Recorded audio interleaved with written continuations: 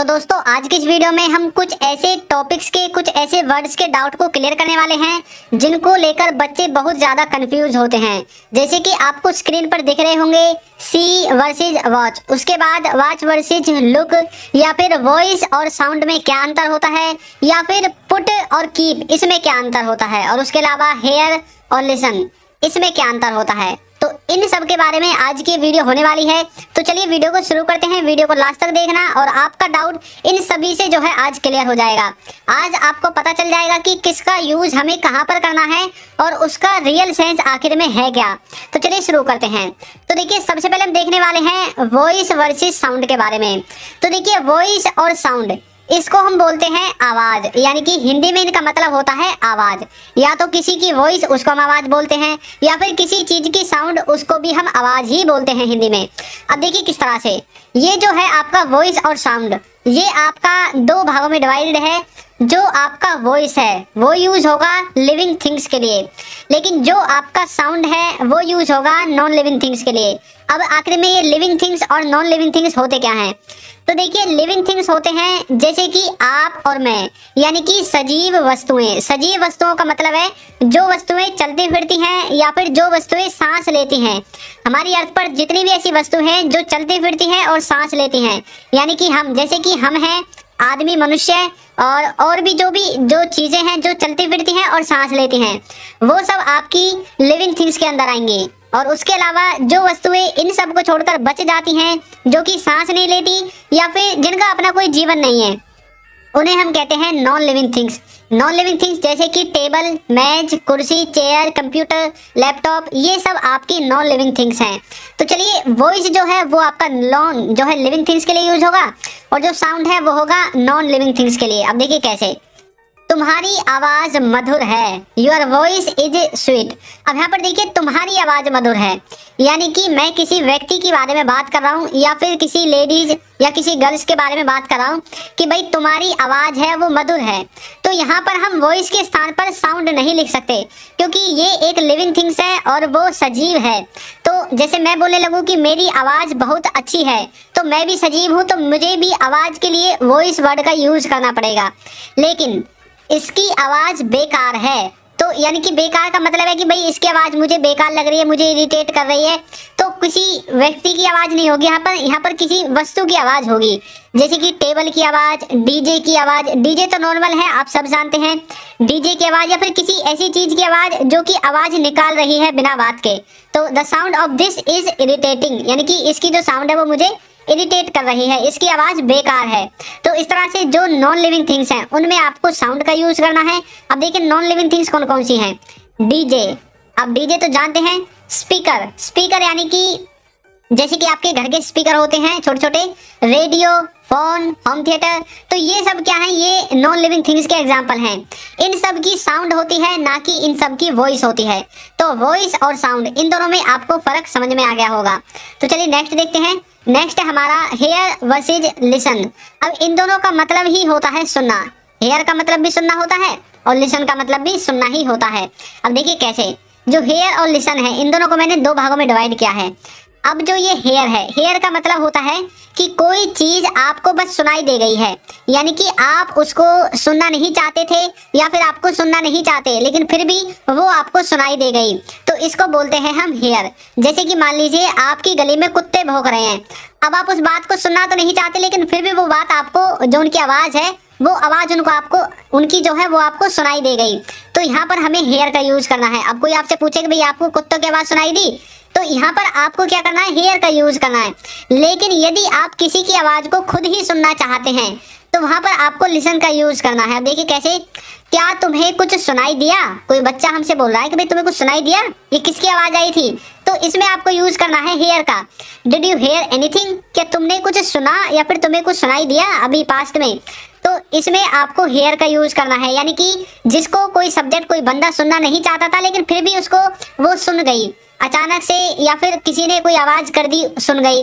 या फिर आप ऐसे ले सकते हैं कि आपके घर में, आपसे किचन में कोई बर्तन या फिर कोई चीज जो किचन में हो नीचे गिर जाती है और आपकी मम्मी को वो आवाज सुनाई दे जाती है। अब आपके पापा जी आपकी मम्मी से बोले तुम्हें कुछ सुनाई दिया, किचन में से कुछ गिरा है, तो यहाँ पर जो सुनाई दिया है ये अचानक से सुनाई दिया है, तो इसमें हम हेयर का यूज करेंगे। लेकिन लिसन जब है जब आप किसी की आवाज को खुद ही सुनना चाहते हैं, जैसे कि आप म्यूजिक खुद ही सुनना चाहते हैं या फिर किसी की बात को खुद सुनना चाहते हैं, तो वहां पर हमें लिसन का यूज करना पड़ेगा। देखिए कैसे, मेरी बात सुनो। आप कई बार बोलते हो ना मेरी बात तो सुनो, तुम कहाँ जा रहे हो यार, तुम अपनी अपनी बोल रहे हो, मेरी बात तो सुनी नहीं रही, मेरी बात तो सुनो। तो इसमें बोलोगे लिसन टू मी, यानी कि मेरी बात सुनो, मेरी तरफ अपने कानों को लगाओ कि मैं जो बोल रहा हूँ उसे तो सुन लो। तो हेयर और लिसन में यही डिफरेंस है। हेयर मतलब जब आप किसी चीज को सुनना नहीं चाहते अपने माइंड के द्वारा, अपने कानों के द्वारा इंटेंशनली, लेकिन वो चीज आपको सुनाई दे जाती है, उसमें आपको हेयर का यूज करना है। और लिसन जिसे आप खुद सुनना चाहते हैं, जैसे म्यूजिक हो गया, कोई गाना हो गया, फिर कोई भी आवाज जिसे आप सुनना चाहते हैं। नेक्स्ट देखिए, नेक्स्ट है आपका see versus watch versus look. इन तीनों में क्या जो है डिफरेंस होता है, अब देखिए देखते हैं। तो इन तीनों का ही जो मतलब है वो होता है देखना, किसी चीज को देखना। सी का मतलब भी देखना होता है, वॉच का मतलब भी देखना होता है, और जो आपका लुक है इसका मतलब भी होता है देखना। अब हम कैसे पता करेंगे कि भाई कौन सा कहाँ पर यूज होगा? तो देखिए सबसे पहले देखिए सी के आगे मैंने लिखा हुआ है तुमने देखा उसे, यानी कि जब आप किसी चीज को देखना नहीं चाहते, यहाँ पर आपका सेम हेयर वाला जो सीन है वो होगा। कोई दोस्त है आपका निकल के जा रहा है आपके घर के सामने से, और अचानक से आपकी नजर उस पर पड़ जाती है, तब आपने उसे कुछ नहीं कहा, लेकिन उसकी मम्मी थोड़ी देर बाद आती है और आपसे पूछती है कि आपने उसे देखा, तो आप बोलोगे हाँ मैंने उसे देखा। तो आपकी नजर उस पर पड़ गई क्योंकि आपने जो है उसको वहां से जाते हुए देखा था, लेकिन असलियत में आप उसे देखना नहीं चाहते थे या फिर आप उसे देखने वाले नहीं थे। आप उसके लिए घर से बाहर नहीं निकले कि भाई वो निकलेगा मैं उसे देखूंगा, नहीं, आप सिर्फ रास्ते से जा रहे थे और वो भी रास्ते से जा रहा था, आपने उसे देख लिया। तो इंटेंशनली आपने वहां पर उसको नहीं देखा, लेकिन फिर भी आपको वो दिख गया, तो यहाँ पर आपको सी का यूज करना है। तुमने उसे देखा, डिड यू सी दैट। अब यहाँ पर मैंने दैट क्यों लगाया? मैं यहाँ पर निजी वस्तु के बारे में बात कर रहा हूँ। अगर यदि आपको दोस्त का लगाना है तो आप यहाँ पर अपना जो प्रोनाउन है उसको लगा सकते हैं। नेक्स्ट देखिए, वाच का मतलब होता है मैं टीवी देख रहा था। अब I was watching TV. Watch का मतलब होता है जब किसी चीज को आप खुद देखना चाहते हैं, जैसे कि आप किसी सीरियल को देखना चाहते हैं, किसी व्यक्ति को खुद देखना चाहते हैं, तो वहां पर आपको वाच का यूज करना है। तो उसमें आपको वॉच यूज करना है, और जिसको आप देखना नहीं चाहते लेकिन फिर भी दिख जाता है तो सी यूज करना है। लेकिन जो लुक है इसका मतलब क्या है? इसका मतलब ये है, यहाँ देखो लुक हेयर, यानी कि जब आपको कोई बोलता है भाई यहाँ देख, तुम कहाँ देख रहे हो, तो जब आपका कोई ध्यान किसी चीज की तरफ खींचना चाहता है तो उस वाली सिचुएशन में आपको यूज करना है लुक का, कि यहाँ देखो, वहां देखो, मेरे पास देखो, यहाँ गौर से देखो। तो वो आपके ध्यान को खींच रहा है किसी चीज की तरफ, कि मान लीजिए आप फोन चला रहे हैं, फोन चलाते चलाते आप जो है ज्यादा उसमें बिजी हो गए, तभी आपका दोस्त कहता है फोन बाद में चला लेना, पहले यहाँ देख। तो यहाँ देख यानी कि वो आपके ध्यान को किसी वस्तु पर केंद्रित करना चाहता है, किसी वस्तु को वो आपको दिखाना चाहता है, तो इसमें आपको लुक का यूज करना है। तो आपको समझ में आ गया होगा सी, वॉच और लुक, इनमें क्या डिफरेंस है। नेक्स्ट है कीप वर्सेज पुट। इन दोनों का मतलब होता है रखना, यानी कि किसी चीज को रखना। कीप का मतलब भी रखना होता है, पुट का मतलब भी रखना होता है। अब इनमें डिफरेंस क्या है देखते हैं। तो देखिए कीप में मैंने एक एग्जांपल लिखा हुआ है, तुम्हें एक फोन रखना चाहिए, you should keep a phone with you, यानी कि तुम्हें एक फोन रखना चाहिए। अब यहाँ पर देखिए मैं इसको जो सेंटेंस है इसके द्वारा आपको क्या समझाना चाहता हूँ।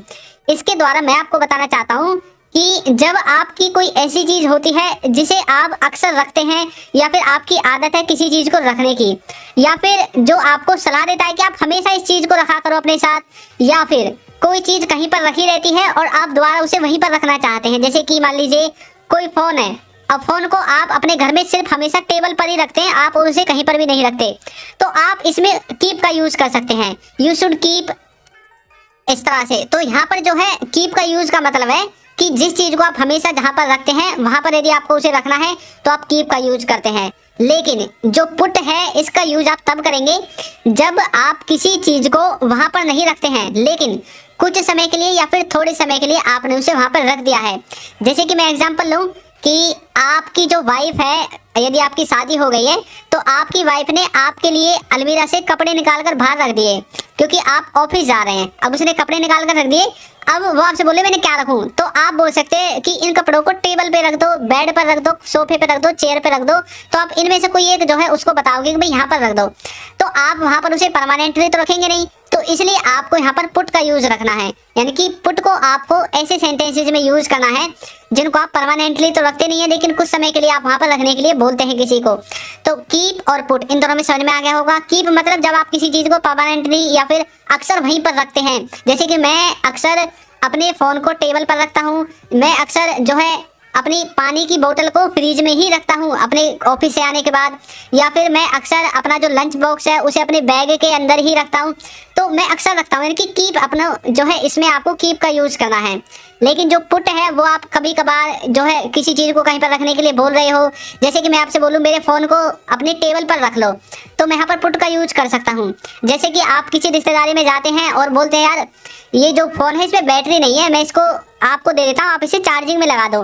तो वो बोलेगा मैं इसको चार्जिंग में टेबल पर रख के लगाऊं या फिर मैं इसको कहीं और रख के लगाऊं। तो आप इसमें टेबल पर रखने के लिए आप इसमें पुट का यूज कर सकते हैं, क्योंकि आप थोड़ी देर के लिए उसे बोल रहे हैं।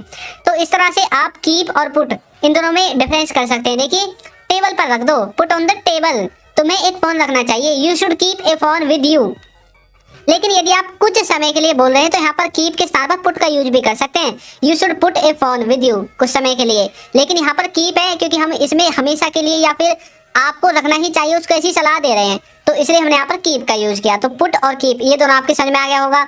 अब बहुत से लोग क्या करते हैं, जो जूता होता है, जूता जिसे आप जूते को पहनते हैं ना, तो जूते में कीप का यूज कर लेते हैं। नहीं, क्या अपने पैर को आपको जूते में ही रखना है क्या? हमेशा नहीं, आप इसमें पुट का यूज करेंगे। तो इस तरह से आप कीप और पुट इन दोनों में डिफरेंस कर सकते हैं। तो दोस्तों मुझे आशा है कि आपको वीडियो समझ में आ गई होगी। तो दोस्तों वीडियो आपको कैसी लगी है जरूर बताइएगा, और यदि आपका कोई डाउट है तो उसे भी आप हमें कमेंट बॉक्स में बता सकते हैं। और यदि आप चैनल पर नए हैं तो चैनल को सब्सक्राइब कर दीजिए, वीडियो को लाइक कर दीजिए और एक अच्छा सा कमेंट करना बिल्कुल ना भूलें। Thank you.